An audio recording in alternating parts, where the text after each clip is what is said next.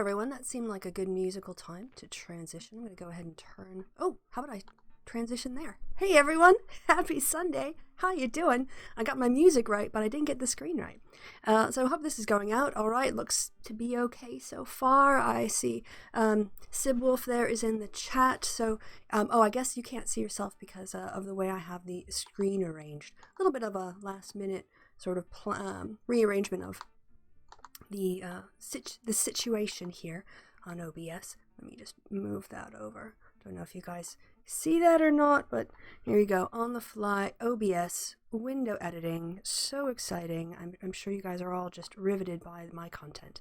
But anyway, how are you guys doing? Happy Saturday. It's not the usual day that I would be broadcasting. However, tomorrow is Carnival here it's the start of Carnival. It's the Carnival officially kicked off in December, December. In November. I'm trying to multitask while I do this, so it's a little bit complicated. But and then the Carnival season kind of runs throughout the holidays until Carnival officially starts. So kind of Carnival starts the November before the election, and this is fine. After all, we have live chat for the live show. Okay, thanks. Thanks, Sid. Yeah, and then once we've got that all sorted, once that's November kickoff starts, there are smaller parties that go all the way through December and January and February, sometimes I guess into the March, depending on when Carnival takes place. It's always based around Easter, and that changes from year to year. And as a consequence, that's me being smaller. That's not where I wanted to go. The Sunday before Carnival is when it's called a ladies' party, or a girls' party, or a matron sitzung, something along those lines. And we go and we get dressed up and we drink. And that's tomorrow. That's my tomorrow is by noon. I need to be in costume and drinking beer and probably eating bratwurst with Brötchen. A crusty little roll, and maybe some pretzels and other kinds of traditional, a lot of carbs, beer and bread, a lot of carbs. And as a consequence, I won't be here, so I had to move my show back to the Saturday in order to still have a show. So here we are, and I don't have a whole lot planned. Kevin and I talked about some of the things. Transition. There we go. Some of the things yesterday on the happy hour, but I wanted to just spend a little bit more time dragging June, because she's seen fit to drag me for having my opinion and sharing it. So I'm going to drag her for harassing people and basically show that Burnie wants nothing to do with her behaviors because he said so. So, how are you guys doing in the chat? I see one person, again, a Saturday show. That's not too surprising. However, I don't want to let you guys down. And that's why I show up and still do my bit, even when it's not when you think you're going to see me. All right, let's talk a little bit about this setup, because I know that people who want to come here and flood the chats because I dare criticize Shoe0nhead / June will want me to get on with that. So Sanders Culinary, let's talk a little bit about what all started this. All right.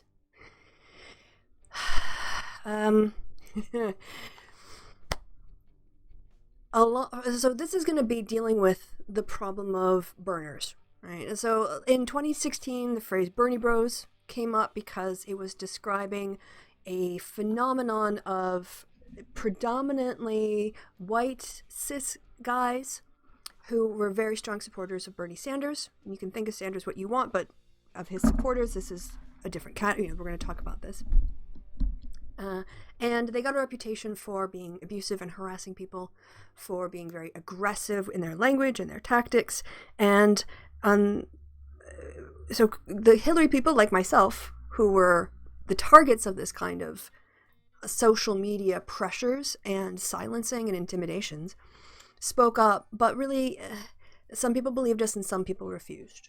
Some people just refused to believe that the abuse was as bad as it was, or that it was as much dogpiling as it was, or that We were being basically snowflakey and not being able to handle criticism, all the kinds of things that, honestly, abusers use to gaslight their victims, to discredit their victims, and to silence their victims into enduring the abuse, or to live in fear of speaking up in order to avoid abuse. And that reputation has not changed in 2020. If anything, as he's moved into the frontrunner position, it seems to have gotten worse. And I think that's also because there are more candidates in 2020. So in 2016, there was Hillary Clinton, and she was the main target of the criticism because she was the person standing in, they were competing for the seat. Or as, his supporters might have seen, standing in the way of his nomination.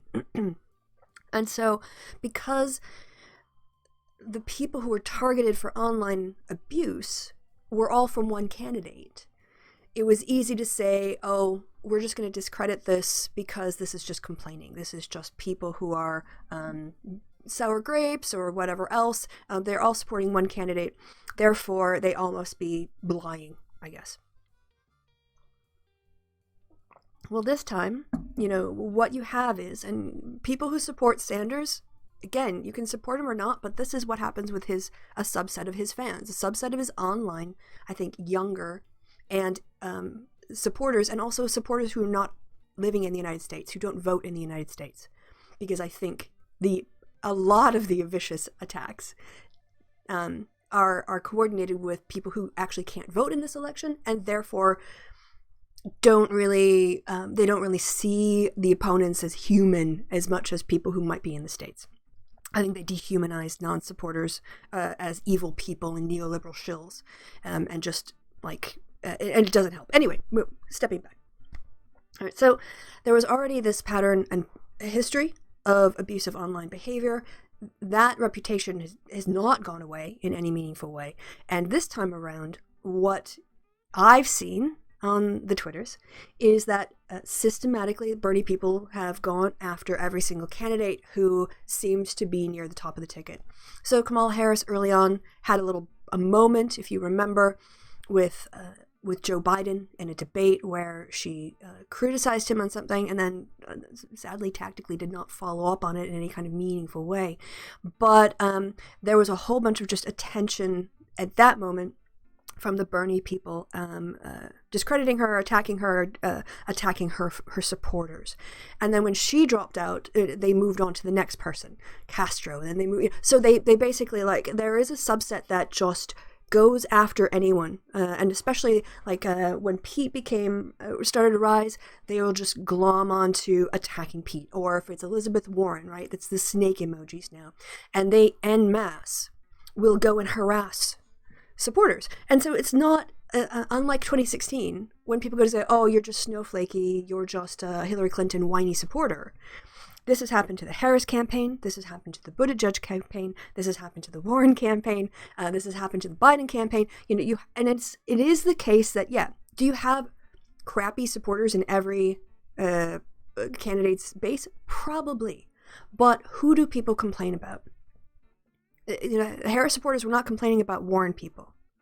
Warren people were not complaining about Harris people. There is a theme here, which is online abuse and harassment. And it's not dealt with properly at the top levels in the Sanders campaign. And as a consequence, because he doesn't deal with it, it perpetuates. Or he'll say things that seem to be in the right direction, but then not really follow up. And this is becoming a serious problem for his campaign because his supporters are out there doing things in his name, and then he gets linked up with it. Right? So this isn't so much when the Sanders campaign decided to throw its arms around Joe Rogan and put out a campaign video, that's definitely led by the campaign. But then you have people like Shoe0nhead who feel it's their job to identify and shame and harass and discredit people who disagree. So we'll come on to that. So that's the history. This is my perception of the history from 2016 and 2020, how this all links, how this behavior has never really been dealt with, has never really been rooted out, and therefore it is still, it's part of the system of the Bernie campaign. It's in there until they excise it like a tumor, these online trolls. Right. So we've seen this before when unions There was another incident, I think, earlier in the year when another group decided to come out for Warren, and then there was just a swarm of burners. And I use burners because it's gender neutral. And I want to distinguish here before I start between burners like June and people who support Burnie but are decent people. And I'd be like Chrisiosity and Dusty Smith and Steve Shives. I know a lot of my friends, because they like the policies, personally support Bernie Sanders. I want to see a Dem that is electable in swing states. And so I don't support the most progressive candidate because I don't think he's electable. That's another conversation to have. And obviously that theory or the hypothesis will be borne out as we go forward. But I'm looking for an electable candidate because I want to get Trump out. And I don't think the most progressive candidate will sell in rural Wisconsin. And I don't think they'll sell in other parts of the country and parts of Colorado and important swing states. So last week, there was an announcement that was going to come from the Nevada Culinary Union. You guys might remember there is a caucus happening in Nevada, and I don't know the date is, but it's coming up soon. And one really important labor group in Nevada is the Culinary Union because of its focus on the service industry. Obviously, Las Vegas in particular is a tourism area, it's a service area. A lot of the employment there is with the service industry, the food service industry, the health, hotel and hospitality industry. And they have a very good, strong, organized union.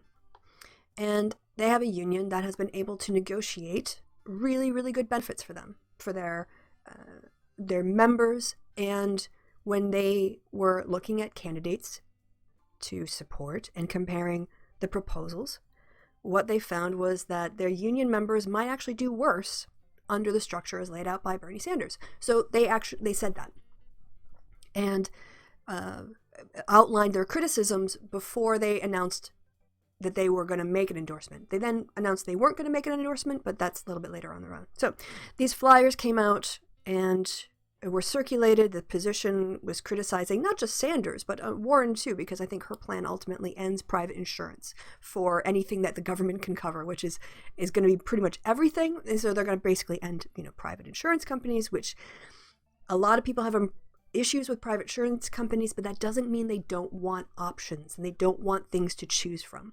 And the biggest problem with the Medicaid for all, not as a public option, but as the only option, is, I look at my family in central Wisconsin, they're like, the idea of the government providing healthcare, when you look at something like the VA, the Veterans Affairs Hospital, and all the problems they're having, people are highly skeptical of the government's ability to deliver. They really are. And I know that there's a lot of good programs out there, but there are also a lot of programs that are messed up.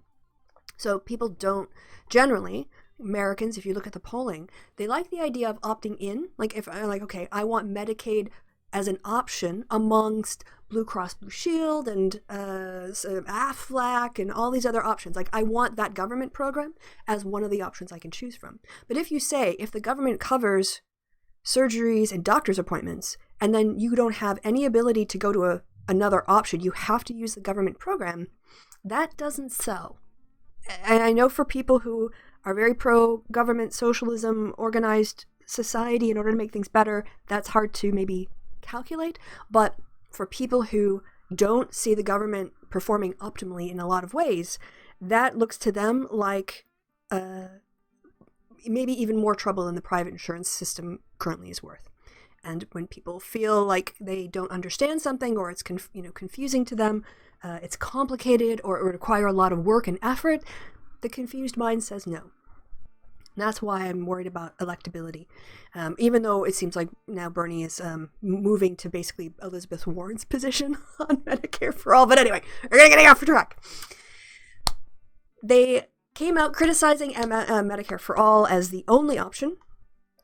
And then, whoa, did it blow up. Criticizing Bernie turns into you must die or be publicly shut down in the worst way possible. So we're going to read this article from Megan Messerly, and this is from the Nevada Independent. Local newspaper, people, right? So I don't know the circulation of the Nevada Independent, but Yeah, we can talk a little bit. Hey, Rex, sorry. This is how the local media are covering it. So I just want to say to Pandas, Rex, and to other people in the chat, hello, Flint. Hello, Sib. Good morning from Blighty, dear lady. Mwah. Hello, how are you doing? Also, I'm looking off to the side here. Oh, I guess you can't really read the article because my big old head's in the way in the screen. I've been so busy looking at the article, I haven't really been looking at what you guys are saying. So I'm going to move myself. Boop. And hopefully now you can see what I see and you'll be able to read what I read. I'm also going to make me mini-me. I'm going to make me a little bit tinier. There we go. And yeah, now, hey, look. Now it looks like I'm looking at the page when I turn my head. Perfect. It's a little bit weird placement, but hey, you can hear me, you can see me, you can see the screen. Win. Right, let's talk about, okay. So, I don't know, Pandinus Rex? Is that how you say it? Hello in the chat. I think if you want, it's very, so time out on the June story. I know this is taking me forever, and there's a whole lot of background, but I think it's important, and I have to fill an hour. So, it's I think Europeans have a very difficult time understanding sometimes the American outlook on the world, because there are quite a lot of Americans on the left who, like myself, actually are very amenable and open to a European perspective on things. And certainly as someone who has been living in Europe, oh, by the way, I'm getting all kinds of distracted today, but as someone who lives in Europe, I can see my tax dollars at work every day. I honestly, like, whenever I'm using the public transportation, when I see the garbage being collected, when I see how nice the parks are, when we have public events, that they are organized well, and that there's a minor police presence, but they're not interfering, but they're there in case something happens. I know that I pay 41% of my income into tax. I have 0 deductions. So I'm like the most like rich tax sort of like source in terms of employment that there is. But I also feel like because of the positive management of the resources by the local government and the state government and the federal government, I have a lot of things that cost me less. So I see a direct benefit from paying my taxes. And then in the States, it's not quite, there are things that run well, like the post office is very reliable, and some other things are quite reliable, but people don't have the kind of confidence that a government organization can pull something off and deliver. And part of that is because capitalist discourse wants to disincentivize collective kinds of social services, because obviously the people want to, certain people want to make a profit off of everything. They want to make everything about a money-making machine. And if you have state employees, instead of a private school, you can't cream off the top and put money in your pocket, right? So they want to defund public education, or find ways of taking taxpayer money out of public education and put it into private schools where they can cream off the top because of the financial incentive. So that system is much more part of where things going, and people also have it's much easier to start a small business in the States, at least in terms of here in Germany. It would be much more difficult for me to start a small business. So there's a lot of things historically that make Americans more suspicious of government than their European counterparts. Not even like trust in institutions, just general skepticism. And two, there is a very pro-capitalist rhetoric that doesn't really exist in Europe, so at least not where I've lived, in terms of like the English-speaking language. In Britain, there's just not that sort of like feeling like, oh yeah, I could just start my own business. People look for work as opposed to thinking about how to do that kind of stuff. So culturally, they're just very different, and Europeans are much more open to state solutions in the aggregate than Americans are in the aggregate. Individuals, obviously, will vary. All right, so coming back to the story, this Culinary Union has, in this sort of very American traditional way, negotiated with their employer for a private insurance package that they really like and think is good for their members. And they came out and said so. They didn't think they didn't really criticize Sanders directly, but they did crap on the plan, and that, well, we'll see. So here we go from the 14th of February, from yesterday. And again, this article is by Megan Messerly.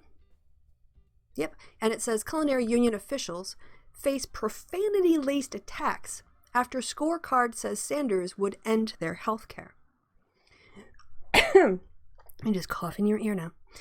2 top Culinary Union officials have faced threatening phone calls, emails, and tweets, and say their personal information was shared online after the release of a union scorecard that took particular aim at Vermont Senator Bernie Sanders. Secretary-Treasurer Gioconda Argula Klein? Sorry, I'm just massacring your name. For instance, has come under attack for her Nicaraguan heritage, and union spokeswoman 2 women, Bethany Kahn, was accused of being paid off by former Secretary of State Hillary Clinton. God, that Clinton obsession. And other Democratic establishment types.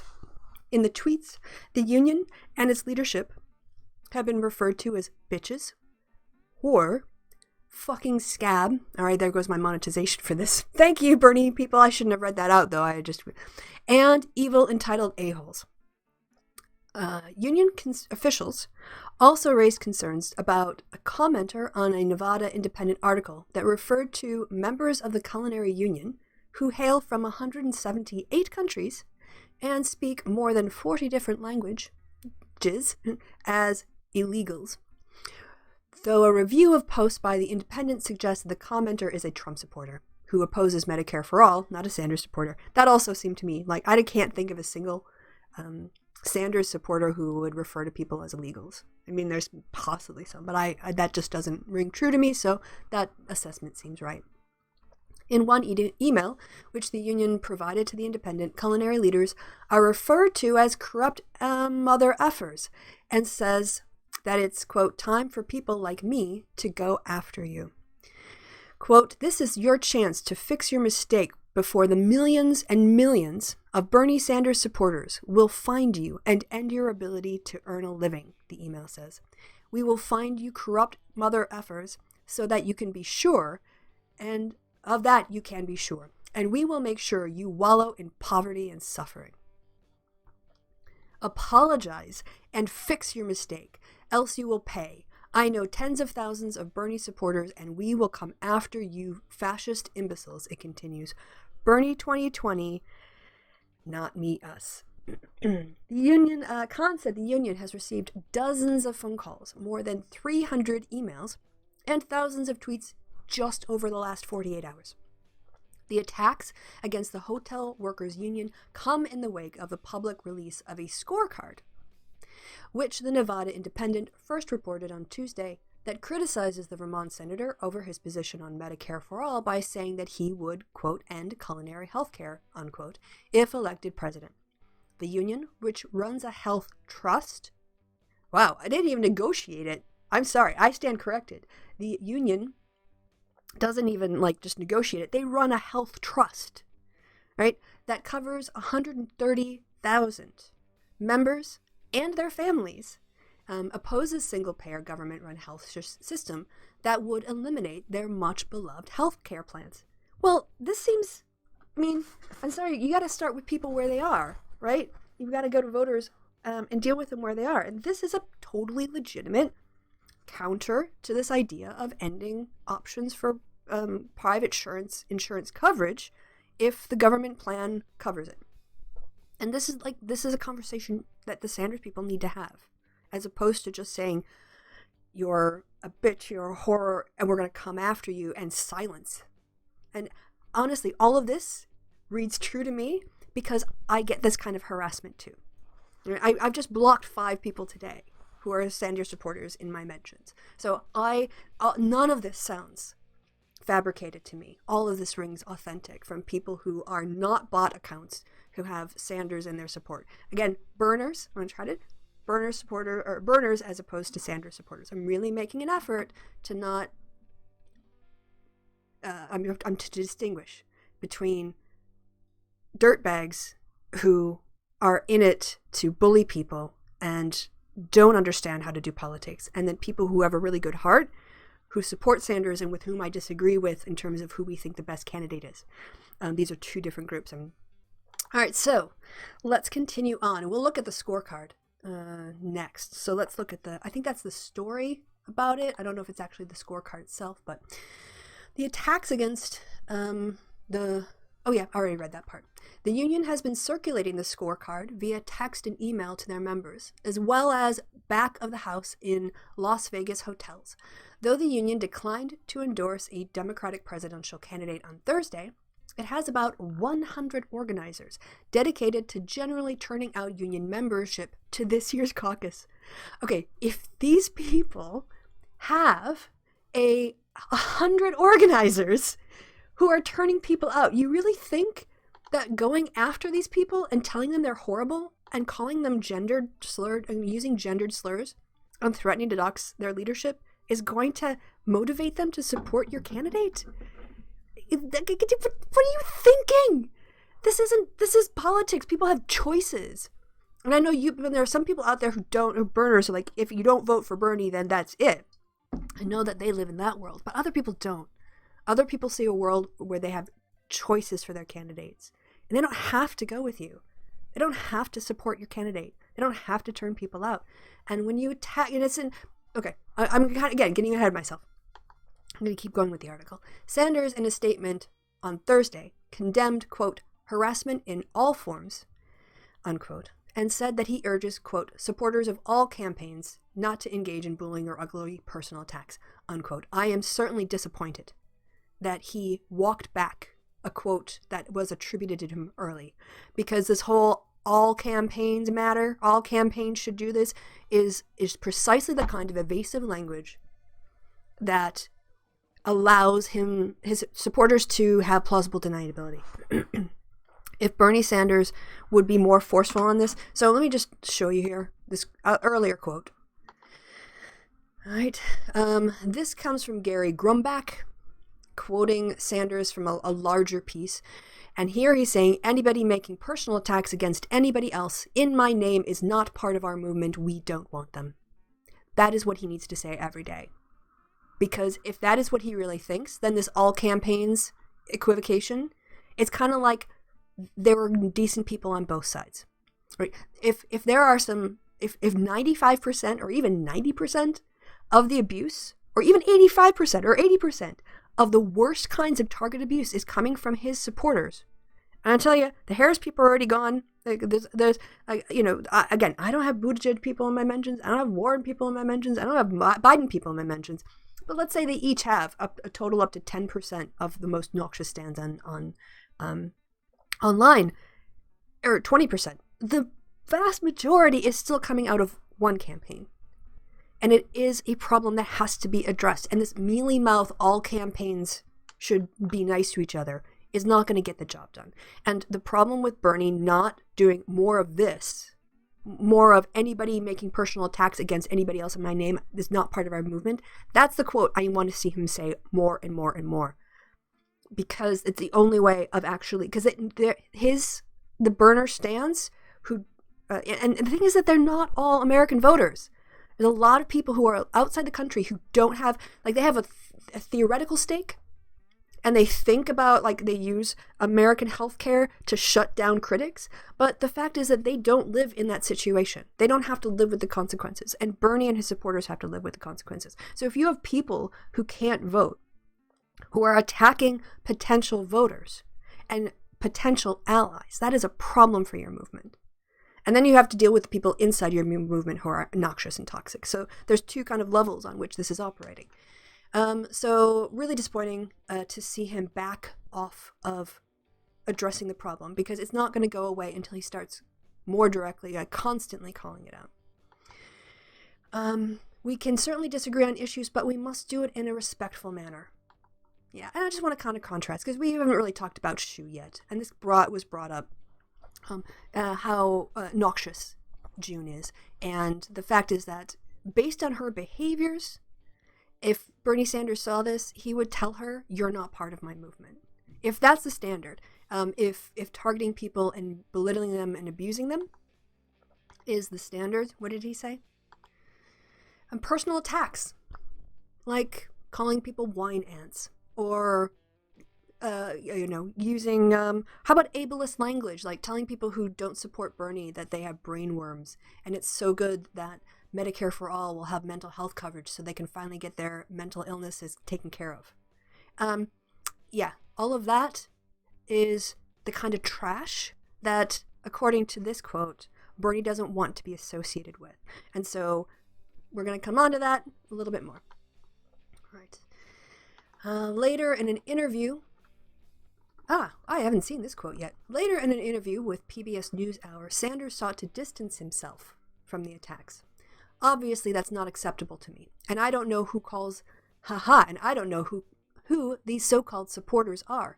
We are living in a strange world on the internet. Anybody making personal attacks against anybody else in my name is not part of our movement. That's where this came from. All right. So a little bit. So he says on PBS NewsHour, anyone making these attacks is not part of our movement. Bye, June. Bye. You're out. Your racist, unapologetic racism, your ableism, your association with white nationalists that you haven't apologized for, Bernie doesn't want you. Right? He thinks that that is trash and doesn't want to be associated with it. So I think you need to deal with that. Then, all right. So he said that again. That is the right thing to say. He needs to say it over and over. None of this all campaign stuff. My supporters, my campaign supporters, people who back me, talk to the people who are the problem. And it's not, the strange world of the internet means that people who don't live in America and have a real black and white view of things can alienate people who could actually vote for you. You've got people who can't vote for you, alienating people who can vote for you, which is bad enough. But then you have people who can vote for you, alienating people who can vote for you. So both ways it's bad. Aguayo Klein asked, so the Sanders campaign asked for further comment, pointed back to the senator's statement. Disappointing. Aguayo Klein, again, I'm doing terribly with Spanish names. I know I can't do Spanish pronunciation because I took French and German. Klein also asked whether there was more Sanders should have done to condemn the attacks, was indirect in her criticism. Quote, "We respect Senator Sanders a lot. We know he's always been great with the labor and everything. But I think in situations like this, he knows what's going on in this country, and he knows this is very dangerous." Yeah. If you want to be a leader, lead, Bernie. I mean, again, I'm never going to vote for you because I don't think you're committed to the Democratic Party and building it. I think you're about tearing it down, and that's also why people like June will threaten, arson on the DNC in Minecraft, and to blow up the DNC and burn it all to the ground, destroy those structures that have been why we have civil rights and got us the Violence Against Women Act and got us the Brady Bill, those kinds of structures for left-leaning and left of center and progressive policies. They want to destroy it, and obviously we disagree on solutions. So let's see. As far as Sanders' decision to wait more than 24 hours to respond after the Culinary Union publicized the vicious attacks it was facing, she said that, quote, "sooner would have been better, less damage," unquote. Khan did, however, note that after Sanders weighed in on the attacks, it seemed like the tweets the union was receiving started to get more civil, and some of the old tweets had been deleted. This shows Bernie has an effect.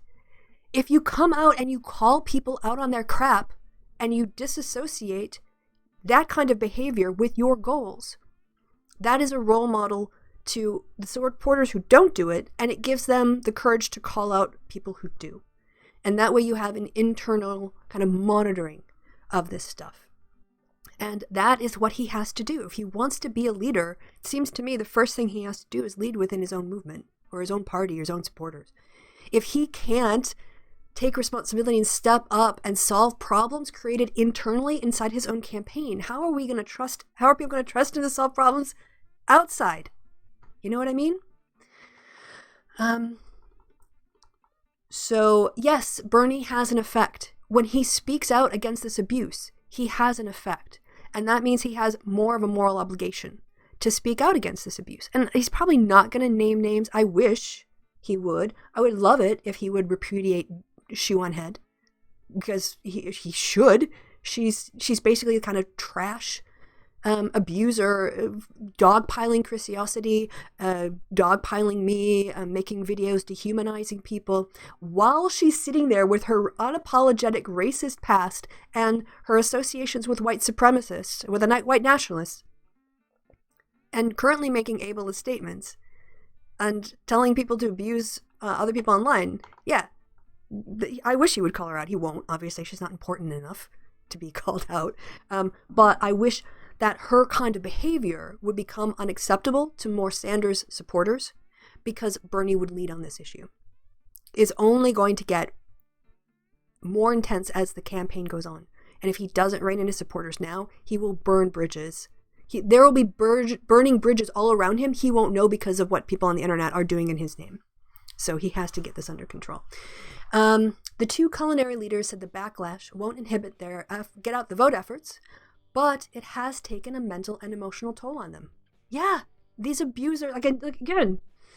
Khan said she has received calls from people telling her she is a fucking whore, a bitch, and an ignorant dumb fuck. Now, if you've been on Twitter for a long time, and you've just received years of abuse, and you've lived through it, like an evolutionary adaptation to your environment, then those kinds of things probably just roll off your back, right? If you see some sort of targeted, if I saw that, I would just block it. I mean, I might report it. If it crossed the line, if it was called me a whore, I would probably report that. But otherwise, if it's just general insults, I'll block them and move on. But most people don't spend their time getting insulted on Twitter. Most people, when they're called these names, it hurts. And it alienates them.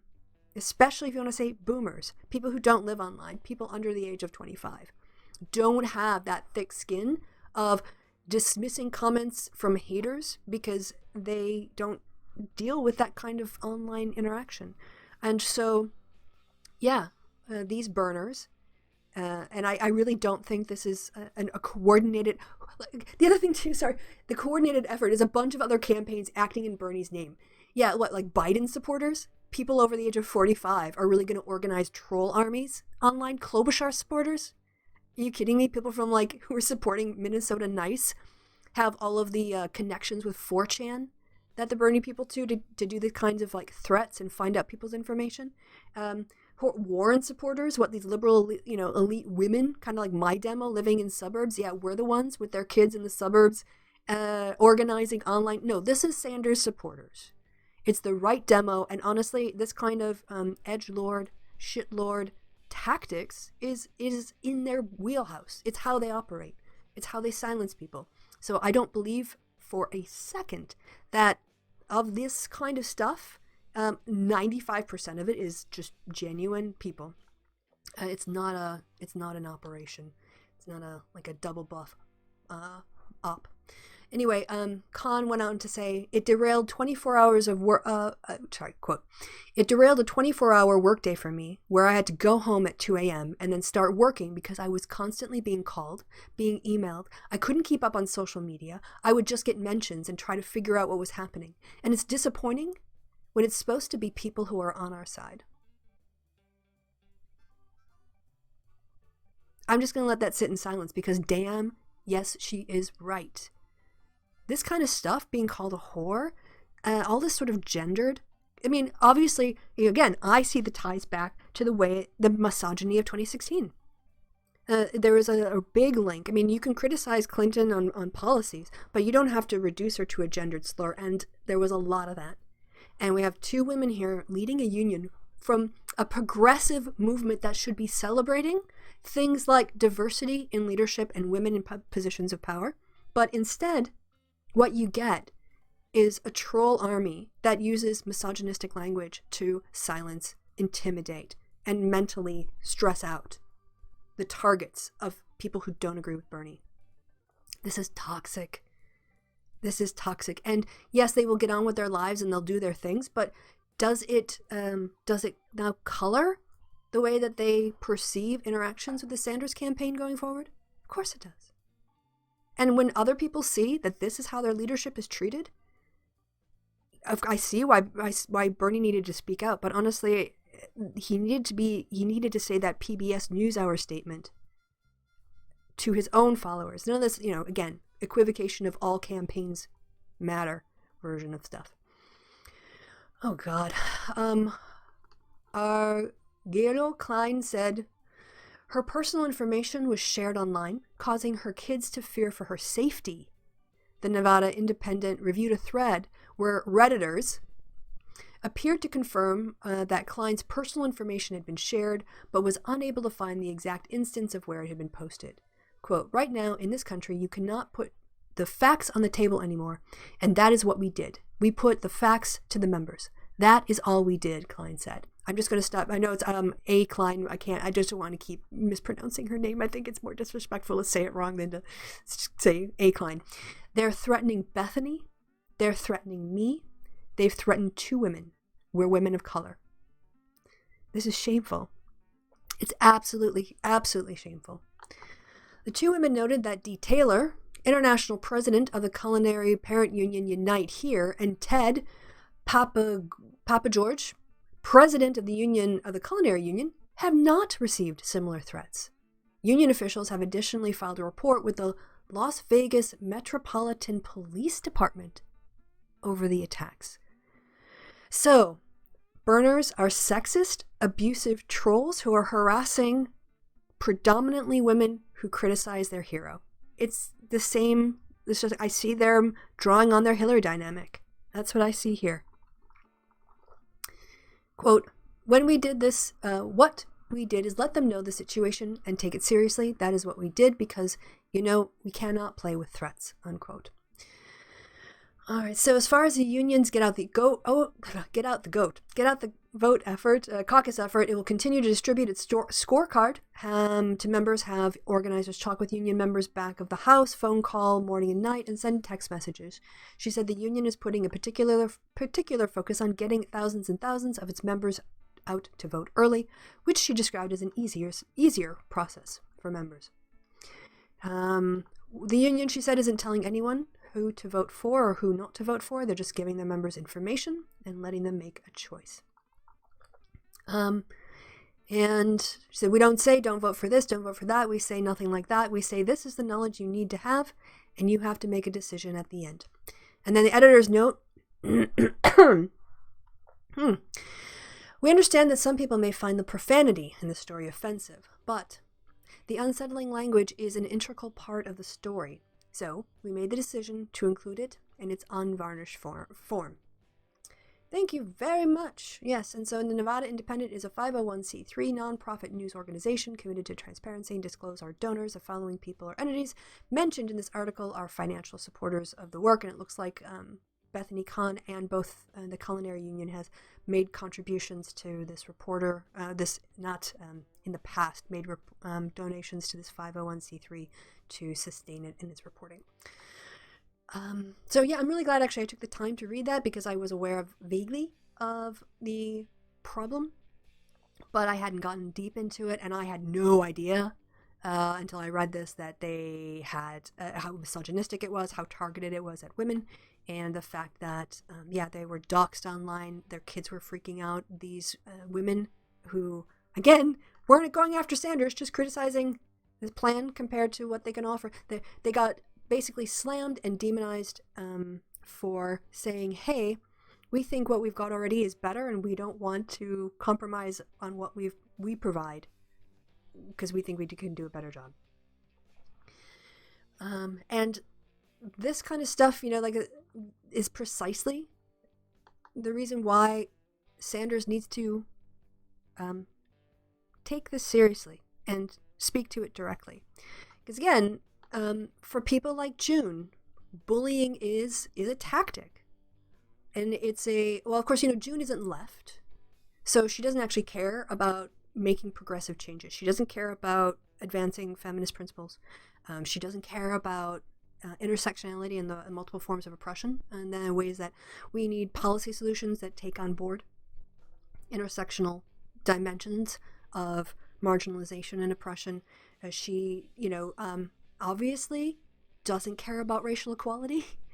She has no interest or investment in understanding issues of racism, because she won't even acknowledge her own racism and try to stop racism in her fan base. So, June, it seems, is basically anti-war, which so is Rand Paul. And for some reason, thinks that healthcare under Bernie's plan is the only way forward when clearly there are a lot of ways to get to universal healthcare access. And so because she doesn't have a commitment to the human dignity that progressive values are founded in, she doesn't have an ideological framework that hangs together. She's not for, her movement is a Bernie-based movement, not a policy solution movement. And so she stands him, not policies, and she's committed to him, not the general long-term goals, which is why you become part of a party and why you want to build a party up, as opposed to destroying it, which is what she wants to do. She doesn't want to, she just wants to burn it down and then figure out what to do next. And that will leave the far right with all the power, all the political power and the political organization. So June wants to purify the left from her right-wing vantage point, her anti-feminist, anti-racial equality, justice. She wants to purify the Democratic Party, by destroying it. And that's why this is her left-wing grift. This is her new left-wing grift. Before, she was leaning, she was mythicist Milwaukee, feminism is a religion, I'm going to hang out with white nationalist Lauren Southern and criticize the left. And now what she's doing is she's just doing a Sargon. She's claiming to be left so she can continue to criticize the left. But she doesn't want to actually build up a progressive movement. She wants to tear it down. She doesn't want to advance feminism.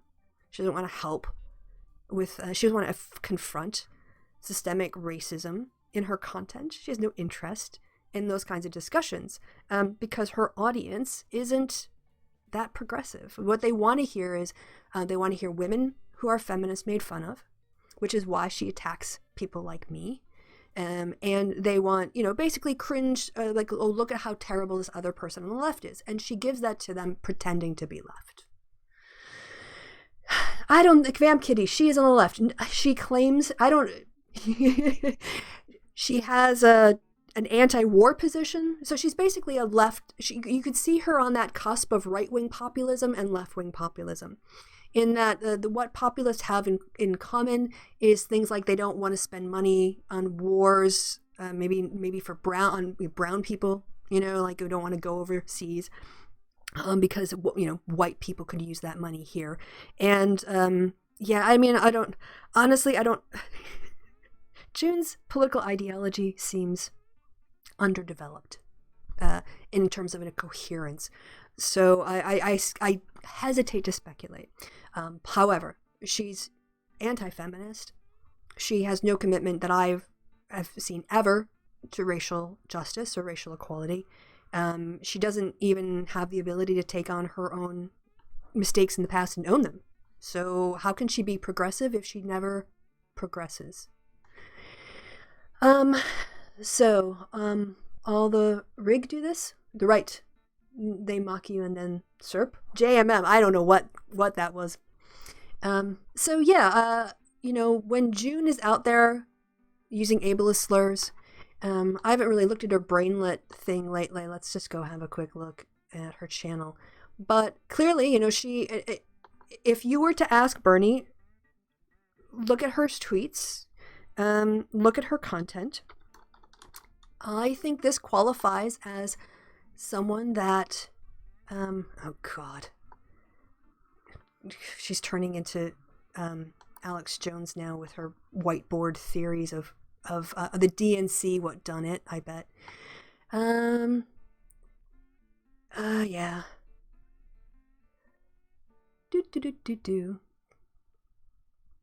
Yeah, all kinds of stuff. Anyway, the 4Pete Twitter universe is making me go insane. Oh, yeah, there we go. Officer down, all kinds of... The DNC is scared. All of this is just left bashing. This is just, left bashing from supposedly a left place. So I would hope that June would go through and purge all the videos that Burnie would not approve of. Purge all of the Isnt videos. Purge, go ahead and delete out all of your insulting, demeaning to other candidates videos, because as he says, if you make personal attacks against other people in Burnie's name, you're not part of his movement, June. He doesn't want anything to do with you. Get out. You're not welcome. Go away. And that's not me talking, because I'm not in the Burnie camp. Nothing to do with me. This is Burnie himself. What you do online is trash, and he wants nothing to do with you.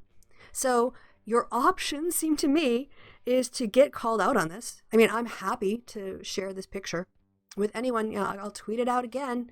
So people who are following me on Twitter, go right ahead, save that, and they can post that to you every time you tell someone they have brain worms, or you tell someone you're so happy that their mental health issues would be dealt with under M for A, because you, as a progressive, because you know you're so pro Burnie, you're going to use ableist slurs to intimidate and shame people.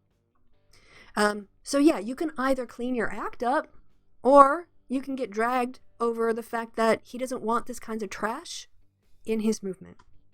Now, of course, she's not going to listen to me, and that's fine. I don't really care what June thinks. Although I have offered her multiple times to come on the happy hour and talk it out, but she's a big coward. She'd rather criticize me from behind a block because, she's so delicate. But I do have a video coming out to expose this lie that's circulating about June, that when June went on the Vosh, and we talked about this last night on the happy hour, I anticipated part of this last night on the show, but there's this sort of lie going around from shoe defenders and shoe stands that on the Vosh program she apologized. No, she didn't. No, she did not. And of course, most people will not go and listen to an entire 2-hour program. So I started working on it, then last week went crazy, and I lost time. But this stuff is timeless, unless she actually stops defending and excusing her past racism, and going into a left-wing safe space to make some comments, but not actually saying it in front of her racist audience. Yeah. So anyway, that's what I wanted to say, is that I tagged her into this, because even though she's blocked me, I've not blocked her. There's a hair. Sorry. I've not blocked her, and of course she won't. I can't see what she's commented, but maybe you should change your banner, June, because this is just not a good look. This is precisely the kind of trash that he should be criticizing more often, and apparently at least has criticized. So yeah, stop being trash, June. Stop being trash. And if you can't stop being trash, it just shows you're not really a progressive. Of course you're not. Of course you're not on the left. You're just doing this for the grift. Because if you actually cared about the Bernie Sanders agenda, you would own your racism, you would stop being ableist, and you would actually reconsider your anti-feminist views. Because it is about humanism and equality. And I know you make a lot of money denigrating and demeaning feminists. So as long as there's money in it, I don't see you changing. And as long as I don't see you changing because of the money, I don't believe you. I don't believe June. All right, so what do you guys got to say in the chat? Hey, highly critical. Hey, sweetie, good to see you. All right.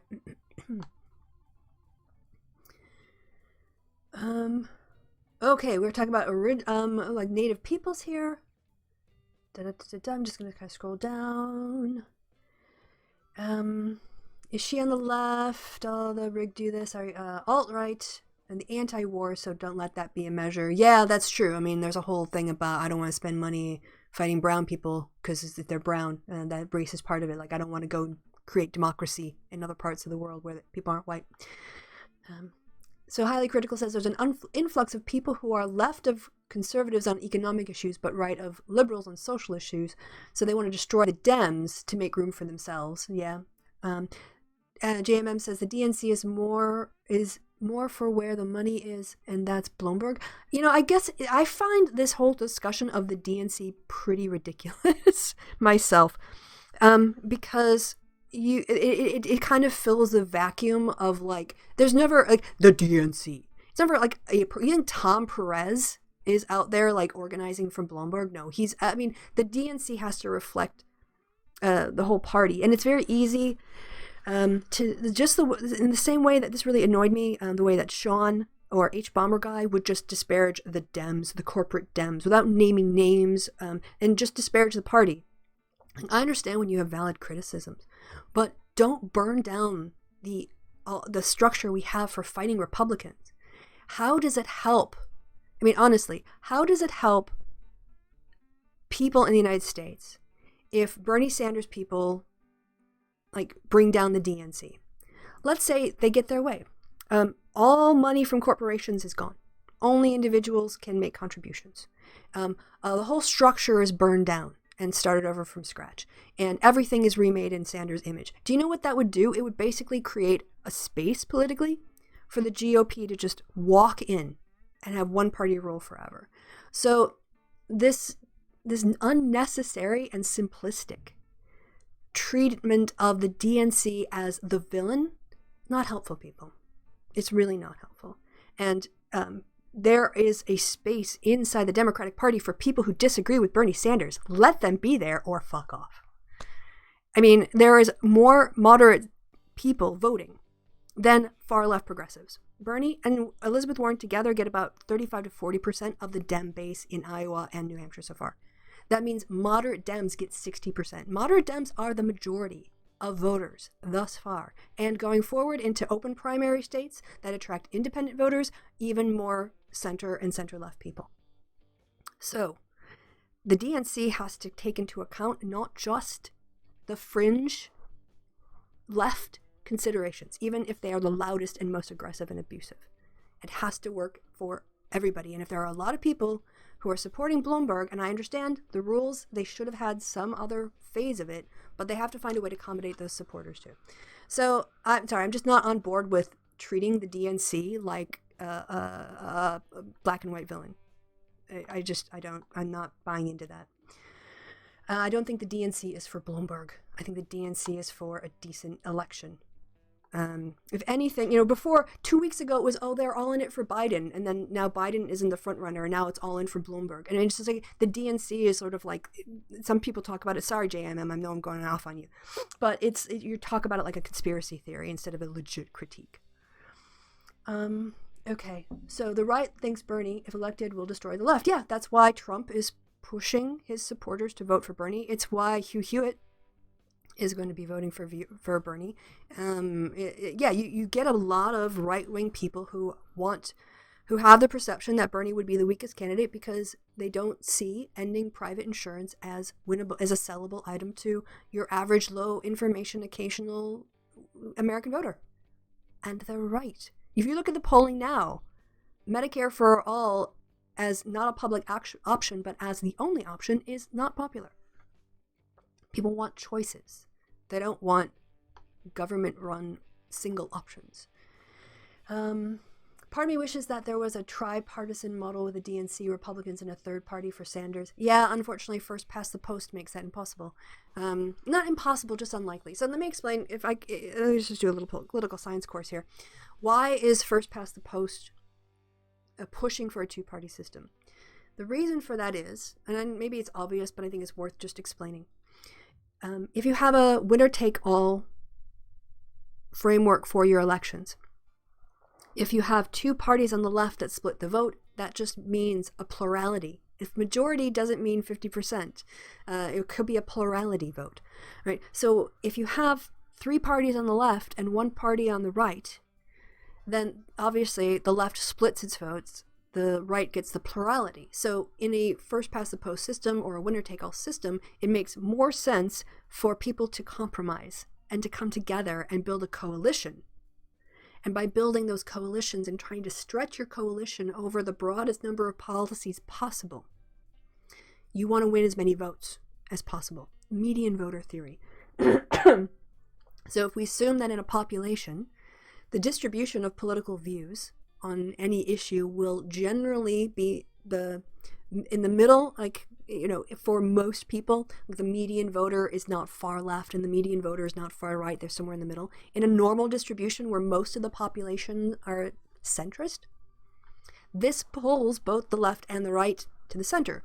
The distorting effect of gerrymandering is that it eliminates the median voter, and therefore it forces candidates to run to the right in order to get the most votes, because the median voter, when you've carved out all of the median voters, is a right wing and the far right.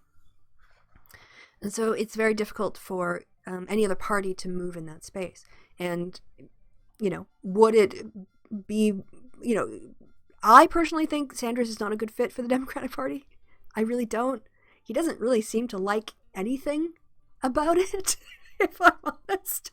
He doesn't seem to like to work with his Democratic colleagues. He doesn't like the structure. He doesn't like the rules. He doesn't like, the way things are funded. He doesn't like the convention process. He doesn't really seem to like anything. I personally would be very happy if he found a different party. But as it is, he is working within the two-party system. So, yeah. I don't see why she should, when you sit here and speak for her and make claims like this. Oh, you want to see an example? Oh, what she said was racist. Okay, well, that's fine. I'll go back. I mean, she's blocked me now because she's a coward. She made a video about me and blocked me. But I can give you an example quite recently of her doing that. Is it here? Or am I going to have to go into my media? Yeah. So I guess if you want to look at June being racist, we can see the video she's not yet apologized for. So we'll just do Shoe0nhead gorilla, because I've done that search before. Who's that? Vamp Kitty?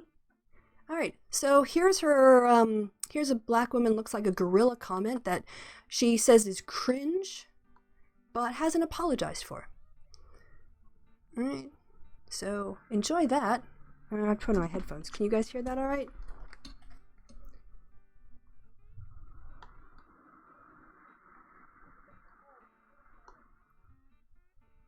Hey, oh, just some transphobia. What's the big deal about that?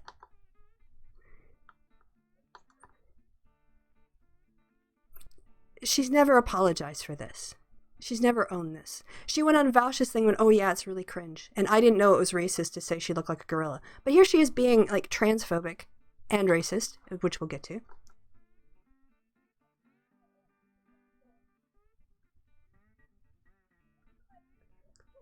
She looks like a gorilla, ha ha ha. Vile. June is vile.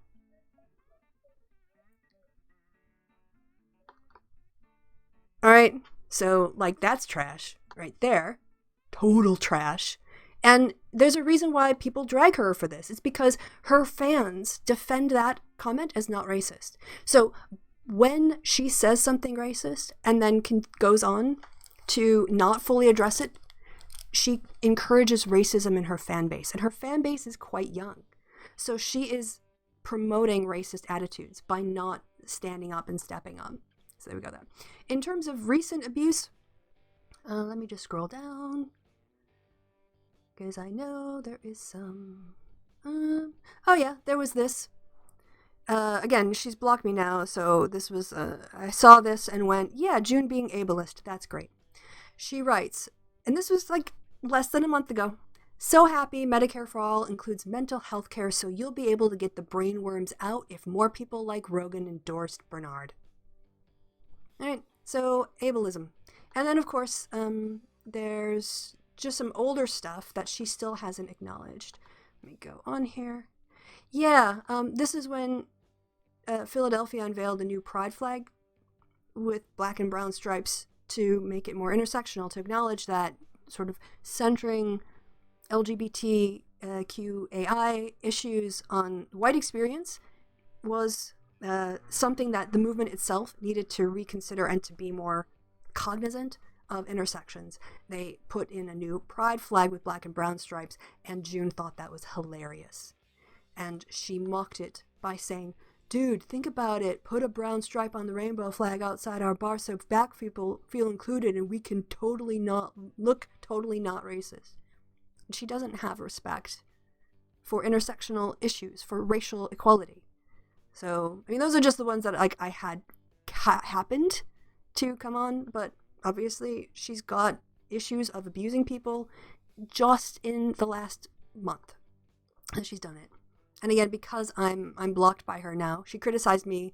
Oh, no, I asked her where her racism apology video is, and then she blocked me. So, yeah, she's trash.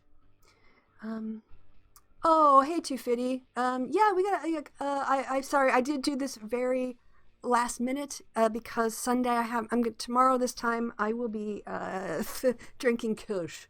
And by the way, I'm going to go as a flapper.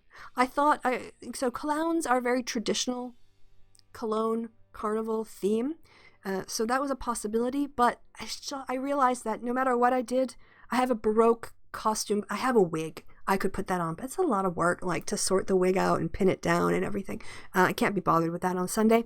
Hippie girl, it would be fun, but I don't have a wig for that with the long hair because that just won't go. Clown, I don't have clown hair. So in the end, I'm going to go flapper is what I've decided. So I'll maybe try to take some pics of me getting completely off my face. Yeah, this will be the first year actually I can use my own hair as opposed to my flapper wig, which I have, which is a little bit longer. So, gorilla is not a racial slur. Yes, it is. See, Vamp Kitty, this isn't hate coming at you, all right? But you are exemplifying the problem with June's racism. So you're in my tweets, you're in my mentions, saying that calling a black woman a gorilla is not a racial slur.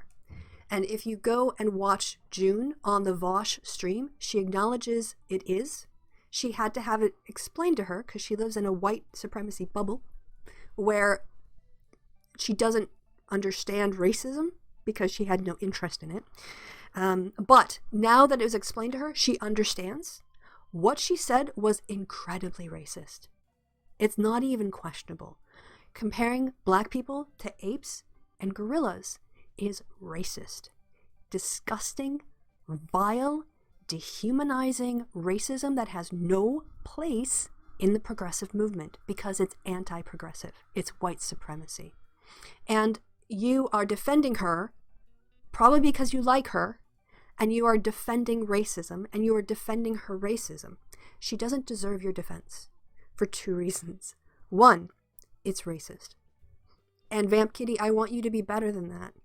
Vamp Kitty, I want you to see that comparing people to apes, especially like the link between go back to Africa and climb a banana tree, there is a centuries of white racism based on this kind of analogy that black people and African people have had to endure.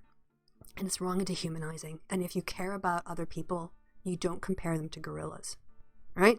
So please understand, you're not helping June by defending her racist statements. The best thing you can do is acknowledge and understand why what she did was racist. And she hasn't explained that to you. So I understand you're hesitant, you're hostile to my message, you're resisting it. But if you talk to people who aren't lily white from rural upstate New York or wherever June says she lives, talk to people of color and ask them, and they will tell you.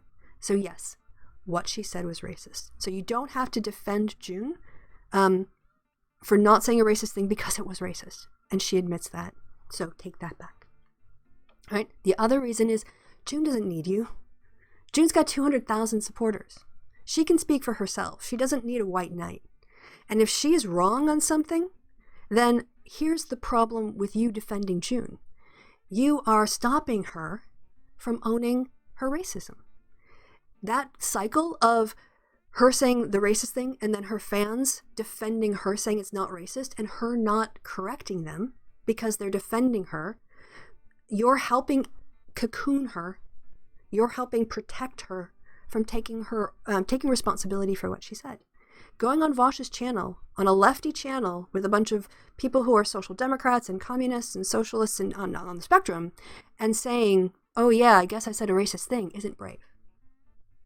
Telling it to you, the person who's defending her, if she were to say to you, Vamp Kitty, look, what I said it just makes me feel terrible inside to think about the hurt I cause, and I don't want you to cause that kind of hurt because you're defending me, right?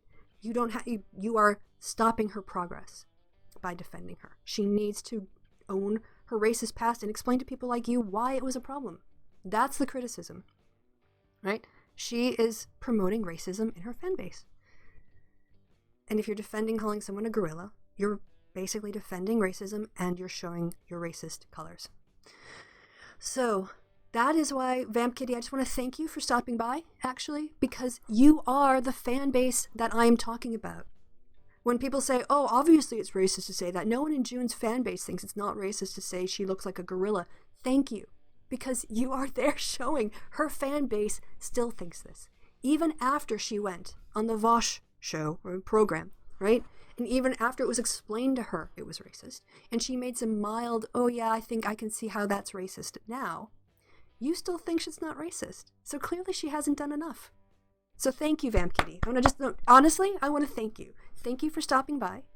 Thank you for standing June's racism, because you gave me a great case study in why June has failed as a progressive, failed as a leftist, because she hasn't actually addressed her previous racism and her previous anti-feminism and her previous problems of dehumanizing people.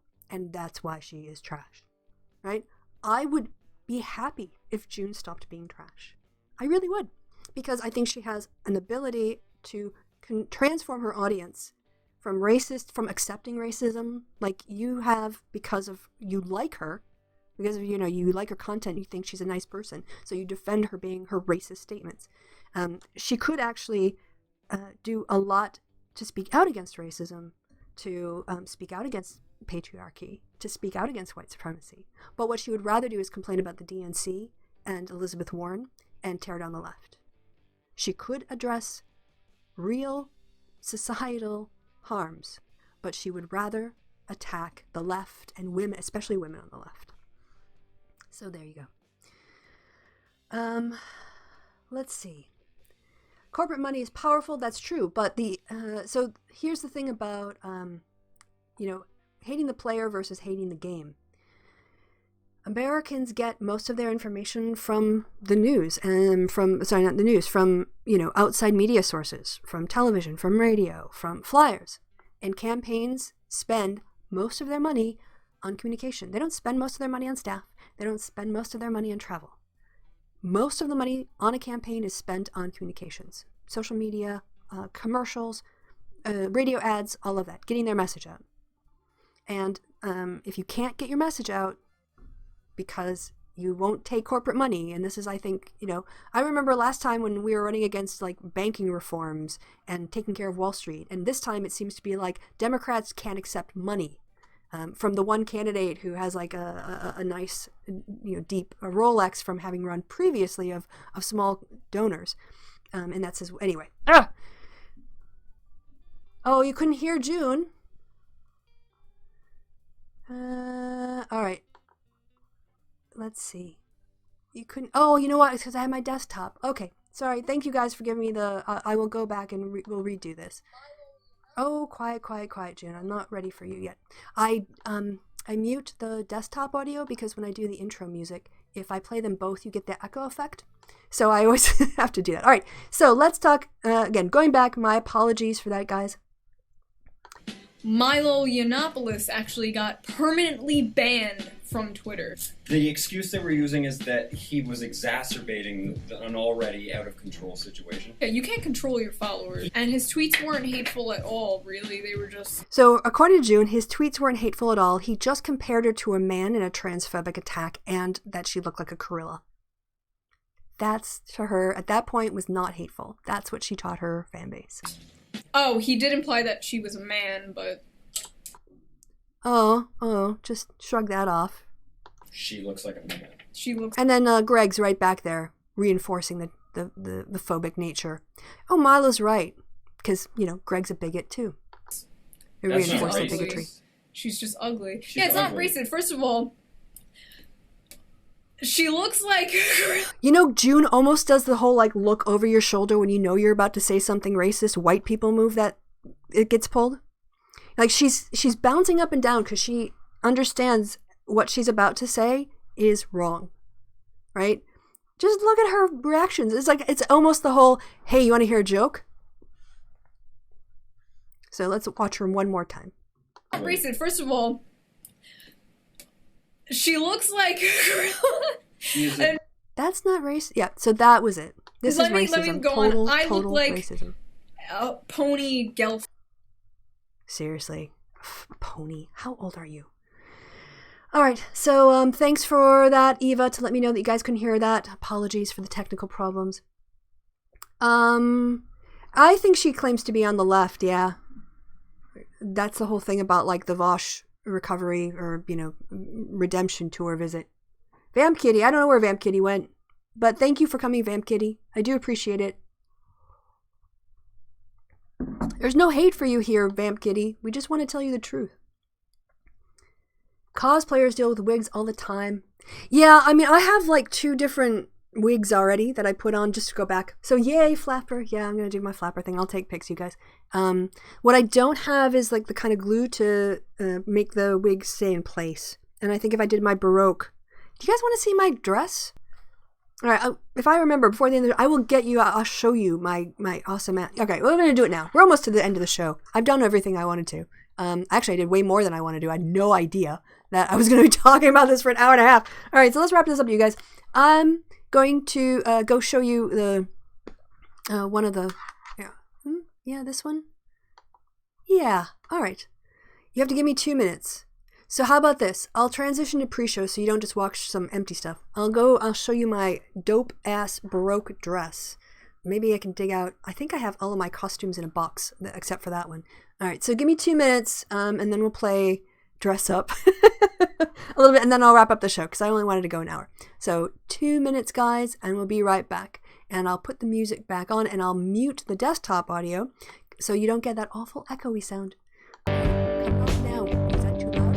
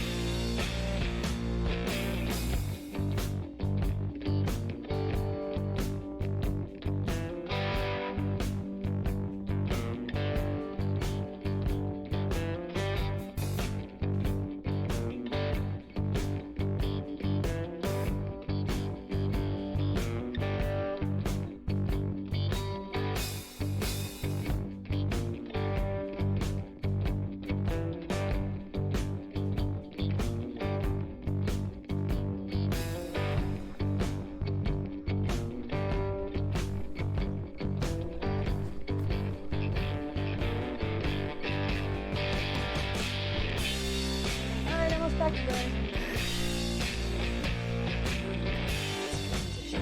Back. And music down. Boom. Alright, so yeah, this will be the wrap up of the show. A show and tell, I guess. I'm gonna maybe move my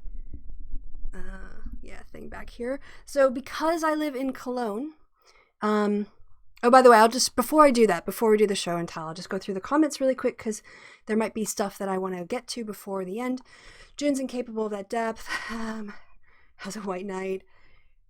I almost feel sorry explaining that the subject is already gone. I don't think it doesn't even matter that Vamp Kitty wasn't around because other people might hear it who need to hear it.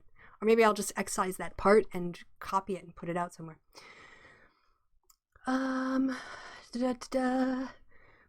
Cowboy music. Her special talent is being his girlfriend. Yeah, I'm not gonna take that bait. let's see. Her special talent is she can suck a Harley and leave behind. I'm not going to touch any of that. I'm not sure. I'm sure you're talking about somebody not. Yeah, I'm just going to leave that alone. Okay, so the most expensive dress that I have is I got a couple years ago, 2 years ago now, I think. Because I had a cheaper version of like a Baroque lady kind of dress, and I decided I just wanted a proper one. And I do love this. It's actually my favorite costume.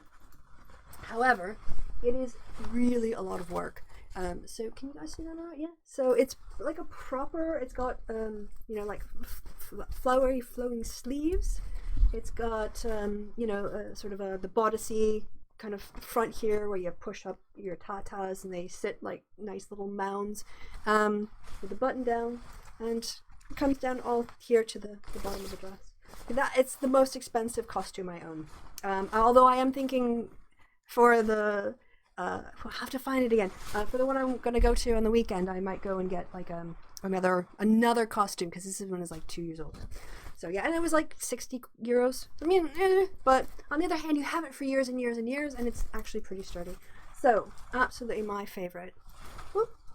I need to be careful where my mouse goes when I do this. All right, so I have a whole box. This is it, because I live in Cologne. And we have 5 days of carnival. You can't wear the same costume every single day, because you get beer on it and everything, and schmutz and all kinds of stuff. So you need an exchange. So I got just a generic tricorner hat here. Actually, I think I still have the receipt on that one. That's very old school. So yeah, I got my tricorner hat. Hippie. Oh no, that's a different one. Hippie outfit. And my box of costumes. If anyone ever came to stay with me at Carnival, I have options for them. They don't even need to bring their own costume. I have bought costumes waiting if you're my size.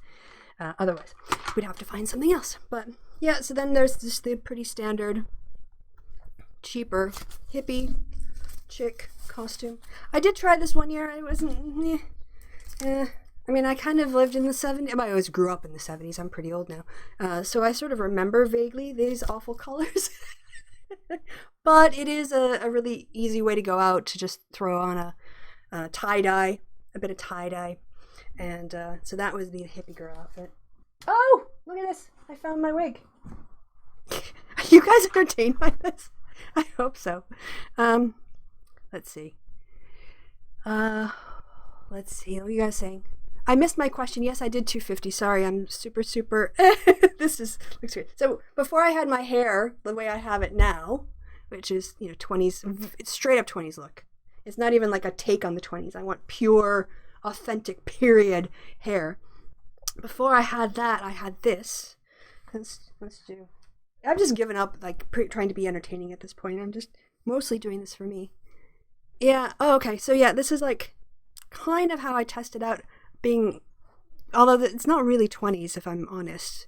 It's a little too, I'd almost have to trim it a bit to be properly 20s. But I had this, I used to wear this before. I had my actual 20s hair. Getting near the bottom, I think. Oh, feather boa. Here we go. Here's my 20s. This is good because I'm actually have to go to the party tomorrow. And my 20s dress is slinky. Oh, not really exciting to see it from the back, is it? Flapper, boa, and yeah, there we go.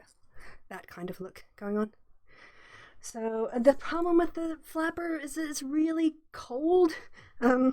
It's really super cold, and even though I love this part of it, this part not so much. I do have the gloves though that go with it, so I will be. Is this the right hand? No, I can stay a little bit warmer with my black gloves as well. So yeah, I think flapper is the way to go. Honestly, just because of my hair.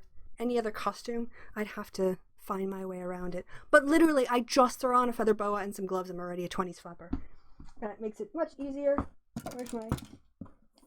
Oh, yeah. Oh, I got my feather fan as well. I love dress up. I love putting in cologne because, honestly, I always loved kind of dress up things. And so this just gives me a chance to get my inner child out. Well, where is my, one thing I was looking for? Oh, my other glove. That's good. Ooh. I can't wear it because of my glasses, but mask. That's the most basic carnival costume I have in my selection. Oh, what's these? These? I think I got these for, the election. The American election. When Trump won, it was such a sad night. The whole idea was we thought that we'd be re-electing the first woman president, and we didn't. So I got plenty. Oh, I've got another mask. Yeah, plenty of fun stuff in my box of costumes. In case anybody comes over to my house for carnival and they don't have anything, I can help them out. The last thing in here was I did have a flapper. Headband kind of thing. Kind of like the hippie thing, but it's not in here. I'll have to figure out where that went. So yeah, those are my options for carnival, and it's a lot of fun.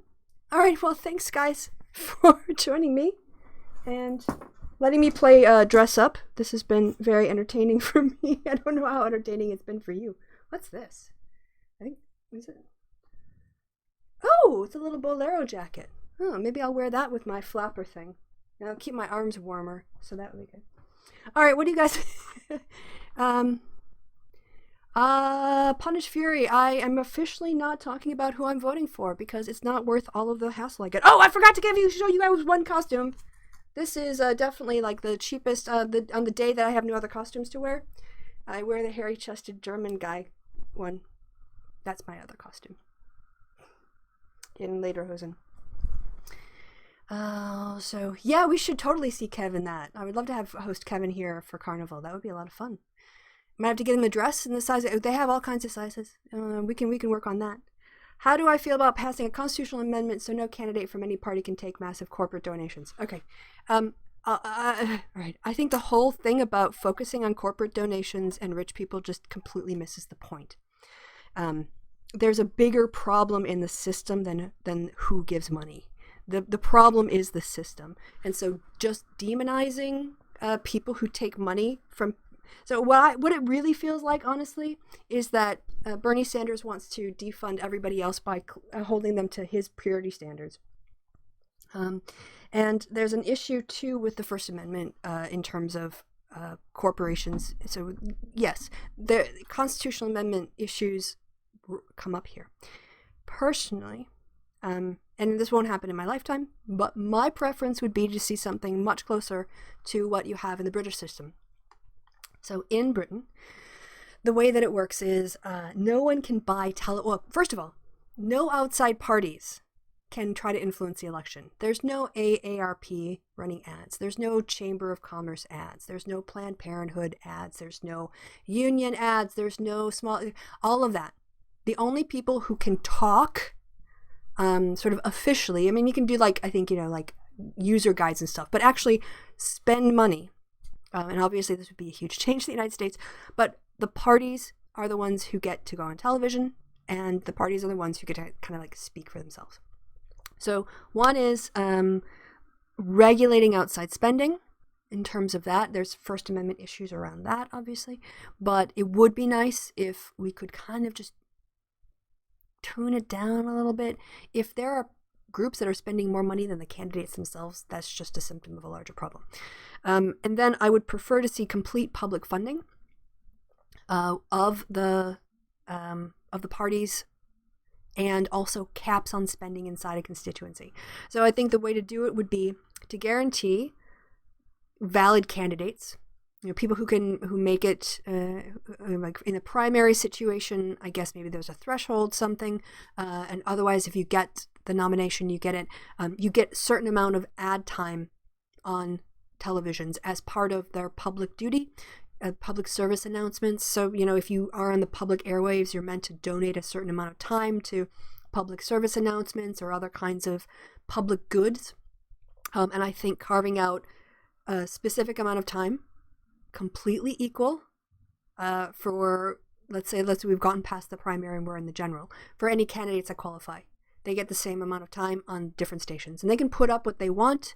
Maybe they get like a half hour in total, and they can do it all by 30-second segments, or they can do a 2-minute block or whatever else. However they want to dole out their time with their ads, they get to do that. But it's donated by the radio stations, by the television stations, and also then, of course, you'd have to regulate online spending as well. And getting that process out of the hands of private funders and into the hands of, or not into the hands of, but being administered by the state, I think is the best. And also spending caps, that you can spend only so much money per congressional district. And it should count things like, staff and flyers and all that kind of things. Maybe 5 or 6 million over the course of from the primary to the general or something like that, with some sort of tack to inflation so that it goes up to reflect time, so that the core base amount doesn't get eaten away over time. But just taking money away from specifically corporations, I don't think solves a problem. You want to see pics from the party? Okay, guys, I can do that. My flapper look, well, I kind of rock it every day, so. So we'll try to pass that on. Highly critical, thanks. Knowing Burnie did a video on the funding side, it's not a simple thing, and banning corporate donations won't fix it. Yeah, it's a structural problem. It goes all the way back to Citizens United. The idea that money is speech means that some people have more speech than others, and that kind of doesn't really work. You have, some people have more protection for Fourth Amendment searches than others. No, either you have, so to try to say, money is speech is basically saying rich people have more speech, which it goes to the corruption of the Supreme Court. But anyway, do I think that the American capital-driven system is inherently more prone and encouraging of corruption than social-driven systems here in Europe? It seems, I'm gonna kind of sidestep that a little bit, Flint. It seems like corruption is actually more of a cultural issue than capitalism versus socialism. Because you could have rampant rampant corruption in any system. And I think that in terms of the ethics that have been developed, I don't, corruption, I actually don't think that in terms of official corruption, like bribing political officials, manipulating government awards to go to friends, I think that there are far more problems in other countries in America, where the patronage system, or family ties. I think, a lot about like who Middle East, it's like if you go to Egypt or Lebanon and, I've got a friend, come and help, my cousin's got a business and he can help you, give you a special discount. All those sort of networks, maybe because they've been built up over time in Europe. Whereas Americans, because they moved around, they came from different places, that meant that they didn't have those networks to build on always, and so there might have been more fair dealing. So I don't think that there is more corruption in the American system because of capitalism. Not in that sort of official corruption way of thinking about it. I don't know what you're thinking about, but that's what I mean. Campaigns should be cheaper. I agree. I think the biggest thing campaigns spend money on is media. And that's what really drives it, is the ability to get your message out. And so if we force television and cable companies and radio stations, who all benefit from the public airwaves, to do their civic duty by providing a public space on their networks or on their show or in their radio stations for an important public conversation, have candidates debate, I don't see that that's any violation of any kind of free speech.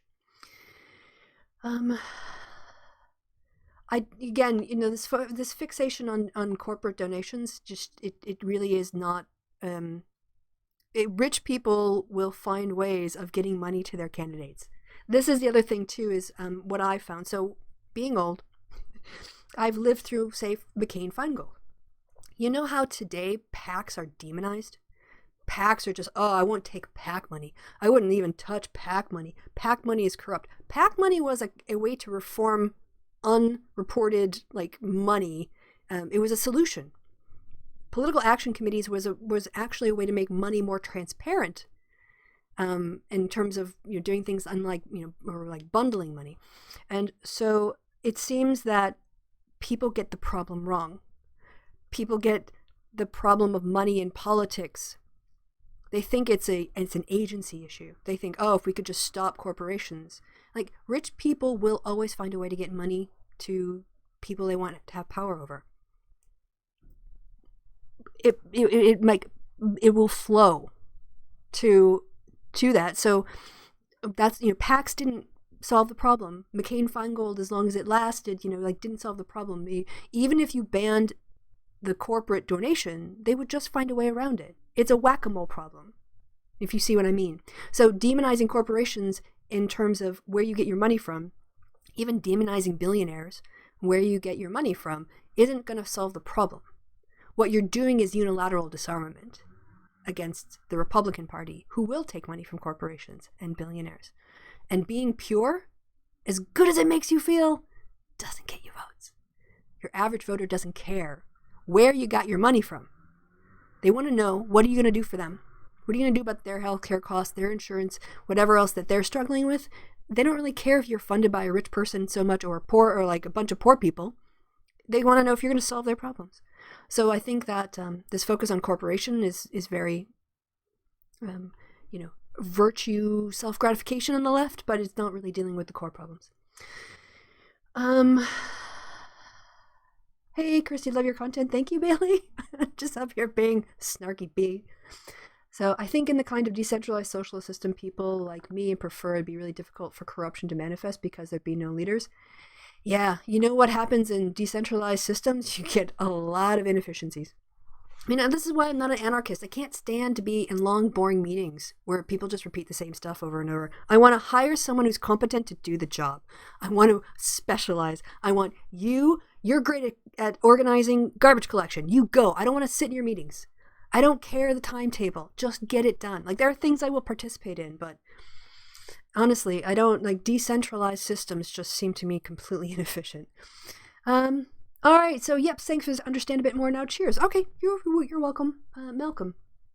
How exactly did you know this about Lebanon? This is exactly what it's like. I went to school where the headmaster hired his nephew to teach random classes for no reason. I visited in Israel with a friend, and also that friend worked with an Israeli security company, digital security company, and I saw it happening. Like we would go to one shop and they're like, oh, you want to go someplace for dinner? Here, my cousin, he'll give you a discount. Just go over here and tell him. And you can just see how the networks go through. And it's like, there's the price that you pay if you don't know them. And then there's a price you pay when you have a family member who knows them. And also my experience in India. Very much similar to that. You kind of get to know someone and you're like, oh, are you looking for, where are you going to go next? You need a hotel? I got a friend or my cousin has a place on the beach. And the guy helped me out. He called his cousin and got me a good room. I was right up next. I was in a beach hut on the ocean. There were no other huts in front of me. I had the best view. And it was that, I don't want to call it nepotism. I don't know what you'd call it, but yeah. And we just don't there are places I'm sure that have that, but you can be very successful in the States and get what you need without those kinds of networks. That's why we need a Switzerland model for the executive focused specialization through multi-role. That's the Swiss. All right, guys. We're gonna leave it at that before we start doing comparisons. I was only gonna go an hour. It is now almost 20 to 2. I still have to do my copyright video tomorrow, and the idea was to get it done today before I went to my party tomorrow, because if I wait and do my homework tomorrow evening, I'll be doing it while I'm drunk, and I think I'm going to end up doing it while I'm drunk. So anyway, thank you guys for stopping by. Really interesting conversation. Appreciate it.